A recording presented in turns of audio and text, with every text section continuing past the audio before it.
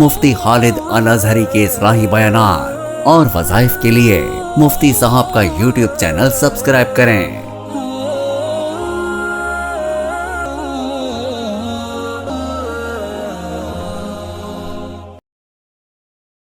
نحمده ونصلي ونسلم على رسوله الكريم اما بعد فاعوذ باللہ من الشیطان الرجیم بسم اللہ الرحمن الرحیم۔ معزز ناظرین کرام، السلام علیکم ورحمۃ اللہ وبرکاتہ۔ شکر اس پروردگار کا جس نے ہمیں کلمہ اسلام نصیب کیا۔ اللہ تبارک و تعالیٰ کی ذات پہ توکل کرنا یہ ایک مسلمان کے لیے لازم ہے۔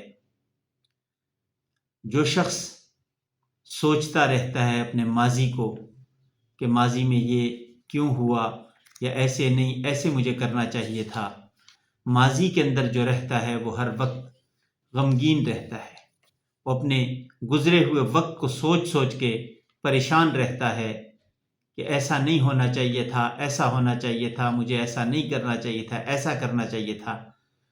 اور جو شخص مستقبل میں رہتا ہے وہ پریشان رہتا ہے۔ پریشان اس لحاظ سے کہ وہ ہر وقت یہ تصورات میں رہتا ہے، خیالات میں رہتا ہے کہ میں نے ایسے کرنا ہے، ویسا کرنا ہے۔ حالانکہ جو گزر گیا وہ تو گزر چکا، وہ واپس یہ لا نہیں سکتا۔ جو آنے والا ہے وہ اس کے اختیار میں نہیں، یہ اس میں جا نہیں سکتا جب تک اس وقت سے جو گزر رہا ہے، جو حال ہے، اس سے نہ گزرے۔ تو حال میں رہنے والا ہمیشہ خوشحال رہتا ہے، ماضی والا غمگین رہتا ہے، اور مستقبل میں سوچنے والا وہ پریشان رہتا ہے۔ حال والا خوشحال رہتا ہے، اس لیے کہ جس حال میں اللہ نے رکھا ہے وہ سب سے بہترین حال ہے۔ اور اللہ تبارک و تعالیٰ کا شکر کرنے کا موقع اسی کو ملتا ہے جو غموں سے، پریشانیوں سے پاک ہو۔ جو غموں میں ہوگا اس سے ناشکری کے کلمات سرزد ہوں گے، اور جو پریشانی میں ہوگا اس کا بھی یہی حال ہوگا، وہ شکر نہیں کر پائے گا۔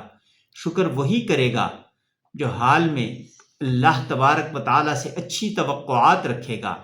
سابقہ جو وقت گزر گیا اس کے بارے میں اس کا یہی خیال ہوگا کہ رب عظیم اس کی غلطیوں کوتاہیوں کو معاف فرمائیں گے، اس کی اچھائیوں کو قبول فرمائیں گے، اور آئندہ کے لیے اس کا خیال یہ ہو کہ میرے اللہ نے مجھ پہ رحم کرنا ہے، میرا اللہ مجھے معاف کر دے گا، میرا اللہ مجھے اچھے حال میں رکھے گا۔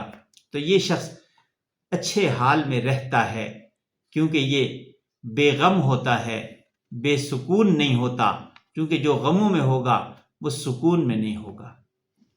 اور جو قرآن کو سمجھ لے، قرآن کریم کو سمجھ لینا، یہ انسان کے اچھے حال کی دلالت ہے کہ اللہ نے اس پہ رحم کیا، اللہ نے اسے قرآن کی سمجھ دے دی۔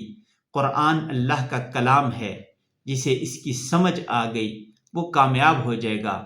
اسے یہ تصور نہیں رہے گا کہ کل میرا کیا ہوگا یا میرے بعد میری اولاد کا کیا ہوگا۔ نظام کائنات انسان نے نہیں چلانا، نظام کائنات اللہ نے چلانا ہے۔ بے شمار لوگ آئے اور چلے گئے، ایسے ایسے آئے کہ لوگوں کا خیال یہ تھا کہ اگر یہ نہیں ہوں گے تو شاید یہ نظام کائنات نہ چل سکے، لیکن ایسے لوگ بھی آئے، بڑے بڑے نامور آئے اور چلے گئے۔ کوئی بھی دنیا میں رہا نہیں، اس لیے کہ دنیا رہنے کی جگہ ہی نہیں ہے۔ اس لیے جو وقت گزر رہا ہے، یعنی حال جو گزر رہا ہے، اسے انسان بہتر کرنے کی کوشش کرے۔ حال کو بہتر کریں گے تو مستقبل بھی بہتر ہوگا، اس لیے کہ حال دنیا ہے اور مستقبل آخرت ہے۔ اپنے مستقبل کا سوچ سوچ کے انسان جو دنیا میں آنے والا وقت ہے اسے سوچ سوچ کے پریشانیوں کے بجائے یا گزرے ہوئے وقت پہ غمگین ہونے کے بجائے بہتر یہ ہے کہ جس حال میں گزر رہے ہیں اسے بہتر کیا جائے۔ بہتر کیسے ہوگا؟ اللہ کے حکموں کو پورا کر کے۔ جس نے اللہ کو راضی کر لیا، اللہ تبارک و تعالیٰ اسے دل کا سکون دے دیتے ہیں، اور جسے دل کا سکون مل گیا اسے دنیا آخرت کی ساری بھلائیاں مل گئی، دل کا سکون مل گیا۔ ایک حدیث مبارکہ ہے، نبی کریم صلی اللہ علیہ وسلم نے ارشاد فرمایا،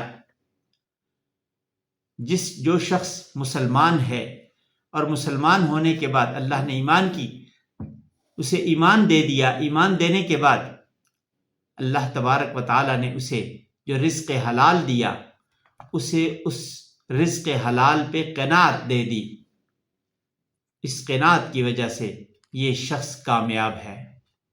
قد افلح من اسلم ورزق کفافا وقنعہ اللہ بما آتاہ، کہ اللہ تبارک و تعالیٰ نے وہ شخص کامیاب ہے جسے اللہ نے مسلمان بنایا اور اسے ضرورت کے مطابق رزق بھی دے دیا، اور اس کے بعد جو کچھ اسے ملا اس پہ اسے اللہ تبارک و تعالیٰ نے قناعت بھی دے دی، تو یہ شخص کامیاب ہے۔ اس لیے کہ قناعت مل گئی تو شکر گزاری کا موقع بھی ملے گا، اگر قناعت نہیں ہوگی، بے صبری ہوگی، تو یہ ناشکرا رہے گا، اور ناشکرا اللہ تبارک و تعالیٰ کو ناراض ہی کرتا ہے، اس کے سوا تو کچھ نہیں کر پاتا۔ اس لیے جو کچھ اللہ نے دیا اس پہ شکر کرے، اور جس وقت سے گزر رہے ہیں یعنی جو حال ہے اس کو بہتر کرنے کی کوشش کریں۔ اللہ دنیا بھی بہتر کر دیں گے، اللہ آخرت بھی بہتر کر دیں گے۔ زندگی باقی، ملاقات باقی، وآخر دعوانا ان الحمد للہ رب العالمین۔